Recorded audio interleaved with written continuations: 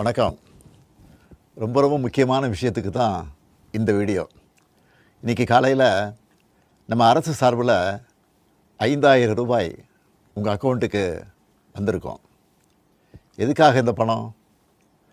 நாங்கள் ஆட்சி பொறுப்பேற்றப்போ கொரோனா உச்சத்தில் இருந்துச்சு. அதை சமாளித்து மக்களின் உயிரை காத்தது மட்டும் இல்லை, அவங்க வாழ்வாதாரத்தை காக்க 4,000 ரூபாய் நிவாரணத் தொகையையும் வழங்கணும். சென்ற ஆட்சி விட்டுட்டு போன கடுமையான நிதி நெருக்கடியை சமாளித்து ஆட்சிக்கு வந்ததுமே பல திட்டங்களை நிறைவேற்றணும். நம்ம ஆட்சிக்கு வர்றதுக்கு முன்னே மாதம் 1,000 ரூபாய் உரிமைத் தொகை வழங்கப்படும்னு அறிவித்தேன். அப்போது இது சாத்தியமே இல்லைன்னு சிலர் சொன்னாங்க.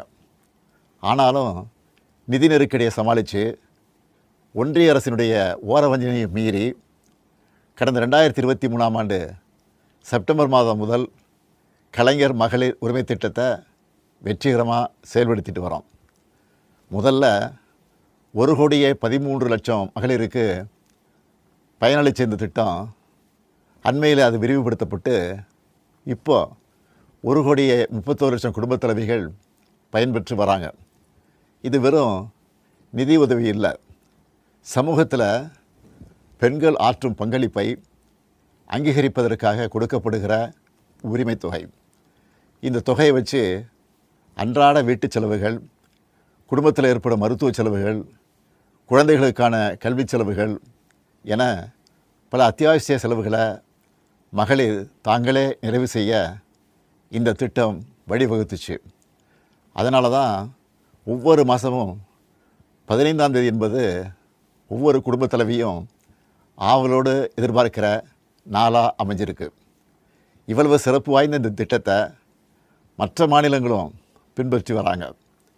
இந்த உரிமைத் தொகையை மேம்படுத்தணும்னு நாம் செயல்பட்டு வந்தால் அதுக்கு எதிராக டெல்லியில் இருக்கக்கூடிய ஒரு கூட்டமும், தமிழ்நாட்டில் அவங்களுக்கு அடிமையாக இருக்கக்கூடிய இன்னொரு கூட்டமும் எதிர்வரும் சட்டமன்ற தேர்தலை காரணம் காட்டி அடுத்த 3 மாதத்துக்கு இந்த மகளிர் உரிமைத் தொகையை நிறுத்த சூழ்ச்சி செய்கிறதா தகவல் வருது. இது வச்சு நீதிமன்றத்தில் வழக்கு தொடரவும் சிலர் முயற்சி செய்வதாக செய்திகள் வருது.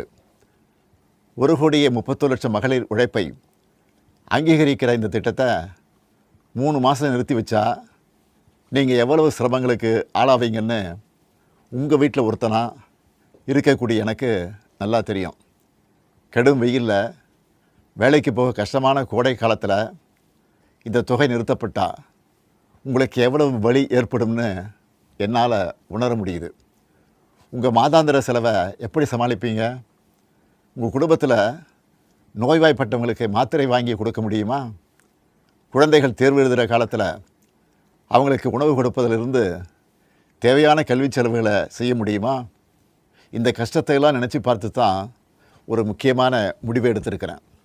அதன்படி இந்த பிப்ரவரி மாதம் மட்டும் இல்லாமல் அடுத்த 2 மாதம், அதாவது மார்ச் ஏப்ரலுக்கான உரிமைத் தொகை தவணைகளை சேர்த்து 3,000 ரூபாயும், கூடுதலாக கோடைக்கால செலவுகளை கருத்தில் கொண்டு மேலும் 2,000 ரூபாய் சிறப்பு தொகையும் சேர்த்து இந்த பிப்ரவரி மாதம் 5,000 ரூபாயை சிறப்பு மகளிர் உரிமைத் தொகையாக 1,31,00,000 பெண்களுக்கு வழங்க உத்தரவிட்டிருக்கிறேன். இந்த தருணத்தில் இன்னொரு அன்பான வேண்டுகோள். இந்த 5,000 ரூபாயை அடுத்த 3 மாதத்துக்கு நீங்கள் பயன்படுத்திக்கணும் என்பதால் கொஞ்சம் கவனமாக செலவு பண்ணுங்கள். முடிஞ்ச அளவுக்கு சேமிக்கவும் பாருங்கள். அன்பு சகோதரிகளே, உங்கள் ஆதரவோடு அடுத்து அமையப்போகிறதும் திராவிட மாடல் ஆட்சி தான். அதனால் நீங்கள் மனம் குளிரும் சிறப்பான ஒரு அறிவிப்பையும் இந்த நேரத்தில் சொல்ல விரும்புகிறேன்.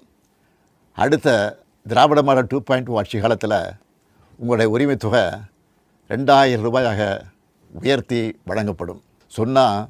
சொன்னதை செய்கிற முத்துவேல் கருணாநிதி ஸ்டாலின் கொடுக்கிற வாக்குறுதி இது. இதையும் எப்படி பண்ணுவோம்னு சிலர் கேட்கலாம்.